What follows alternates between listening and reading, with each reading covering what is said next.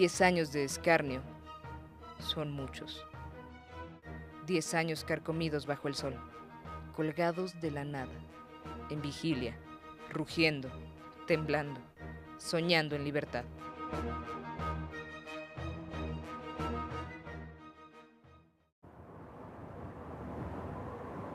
Piedra y lodo soy, fuerte, simétrica, podría decir que hasta inexpugnable, pero no es así. La historia no me permite mentir en ese renglón. Soy de mucho antes del ladrillo y el cemento en hiladas. 1796 fue que comenzaron a levantarme y no fue, sino hasta el 7 de noviembre del año de Dios de 1809, que los talladores terminaron de darme forma y labrar mi verde cantera. ¿Para qué? Para hacerme almacén y mercado de granos. Una alhóndiga, pues, como dicen los árabes. Pero no, mi destino tenía otra traza que el maestro arquitecto José del Mazo ni siquiera imaginaba.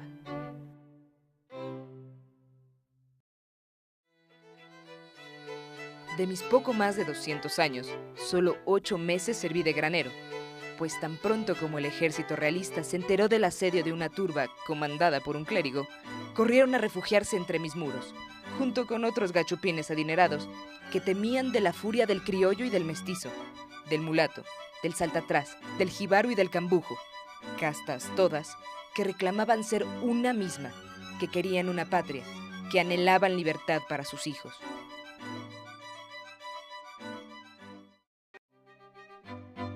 Cuentan que todo empezó allá, por el rumbo de Dolores, con un pequeño batallón de 300 hombres y la aprehensión de 17 españoles vecinos de la parroquia. Como pólvora se regó el tufo de la guerra, y los tumultuosos comenzaron a pegar pasquines por todas las ciudades importantes, entre ellas Guanajuato. Recuerdo bien que alguna de esas papeletas llegó a uno de mis muros. En ella se convidaba a reunir las voluntades de los habitantes, ya patricios, ya europeos, a la independencia, a imitación de los Estados Unidos. Luego de tomar Celaya sin oposición, el ejército comandado por el cura Hidalgo y dirigido por el capitán Allende fue adquiriendo forma y encaminó sus pasos a las cercanías de Guanajuato, donde encontraron a los mineros de Mellado, hombres recios que se adhirieron a la lucha sin fusil. Pues hay que decir que aunque cada día más numeroso, el ejército insurgente se encontraba prácticamente desarmado.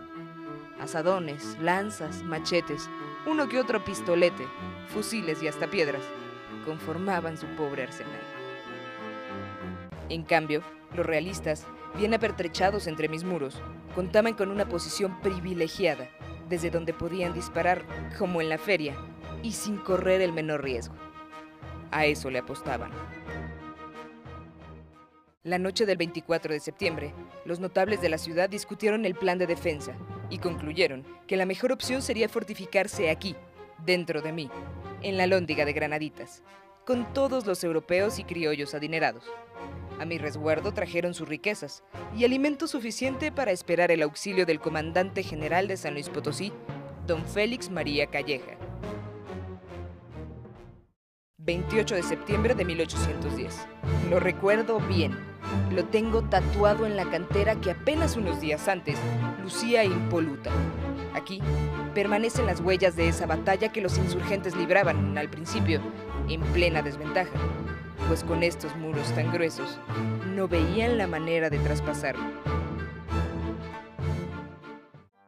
Desde la hacienda de las Burras, Hidalgo solicitó la rendición de la plaza, a lo cual se negó el intendente Riaño, comenzando así una defensa tenaz desde mis torres. Bien protegidos por una muralla de cantera, los realistas tragaban saliva al ver el numeroso ejército insurgente, pero al ver los fallidos intentos de sus oponentes, comenzaron a burlarse de ellos. Se sentían seguros ante mi corpulencia. Acorazada e intraspasable por mis 4 flancos, no existía en toda la ciudad mejor fortaleza que la de la voz, un granero con destino bélico. Los insurgentes caían uno tras otro en su intento por llegar a mis puertas, hasta que de pronto vi con asombro como una piedra se arrastraba hacia mi costado que da al noreste. Las balas nada podían hacer contra la losa, aquella que protegía la vida de un minero que se deslizaba valientemente. Su nombre Según consignan las crónicas, era Juan José de los Reyes Martínez, pero en la mina donde trabajaba le decían el Pípila. Aquí en el Bajío les decimos pípilas a los guajolotes domésticos, y este era el apodo de aquel barretero que consiguió llegar a mi puerta original con una antorcha encendida y un montón de varas de ocote, con las cuales prendió fuego al único punto débil de mi corazón. Después de varias horas de fragor, la puerta cayó y el ejército insurgente irrumpió en mis patios de forma violenta. 300 años de esclavitud y de resentimiento en contra de los que se decían dueños de estas tierras se tradujeron en una masacre incontrolable. Ni los gritos, ni las lágrimas del capitán Allende pudieron contener a la turba que se cobraba las ofensas de siglos anteriores, devastando y saqueando todo cuanto hallaron a su paso.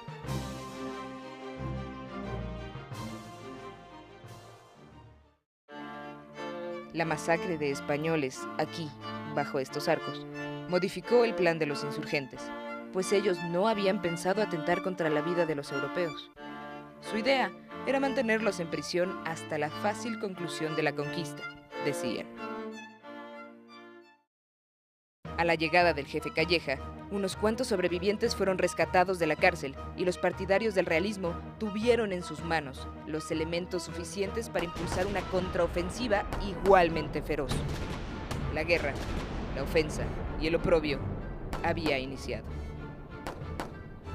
Aquí mismo, aún entremezclados el olor de la pólvora y la sangre, pude escuchar el juramento que asimismo se hacía Félix María Calleja de aplastar el movimiento.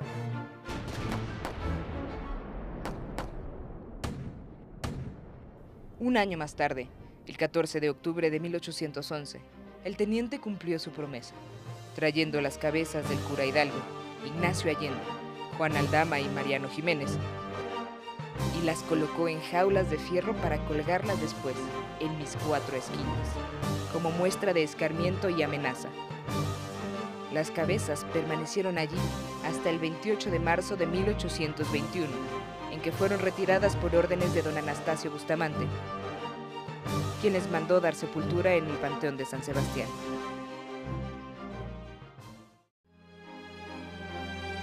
Diez años de escarnio son muchos años. Nunca volví a ser depósito de semillas.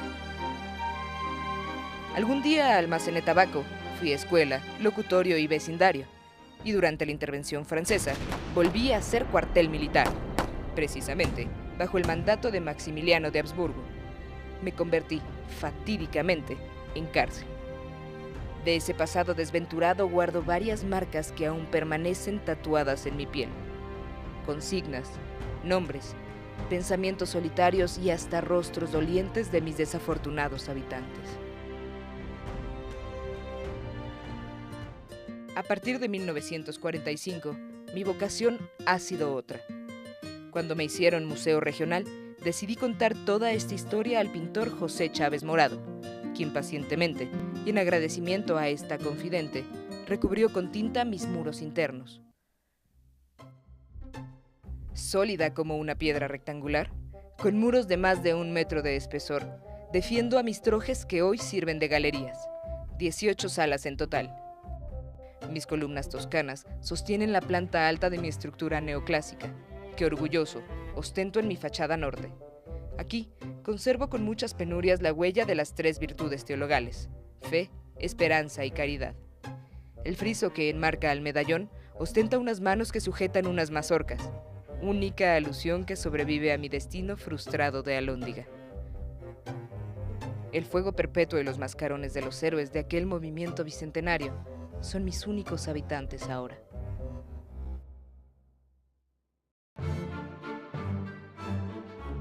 Durante 200 años he purgado la afrenta de defender lo indefendible. Fortaleza y tumba de piedra, mis cimientos se cimbran cada vez que vuelve a mi memoria aquella imagen aterradora con los cráneos colgando de mis esquinas, consumiéndose a cada mirada, centinelas temibles durante 3650 largos días. Y es que 10 años de escarnio son muchos años. 10 años carcomidos bajo el sol, colgados de la nada, en vigilia, rugiendo, temblando, soñando, sueño infatigable, sueño en libertad.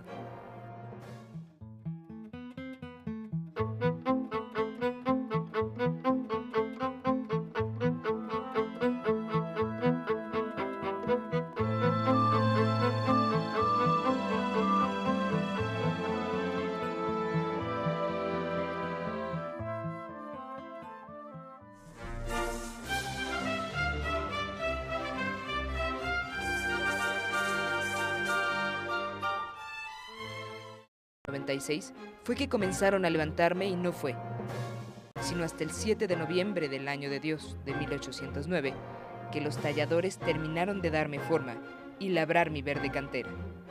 ¿Para qué? Para hacerme almacén en vigilia, rugiendo, temblando, soñando en libertad.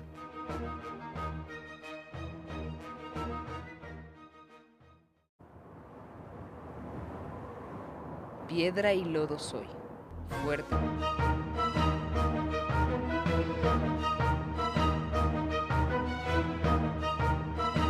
10 años de escarnio son muchos. 10 años carcomidos bajo el sol, colgados de la nada.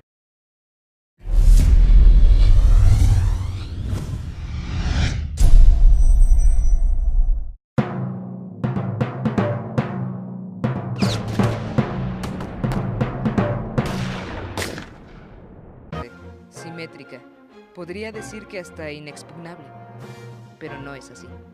La historia no me permite mentir en ese renglón. Soy de mucho antes del ladrillo y el cemento en hiladas. 1790.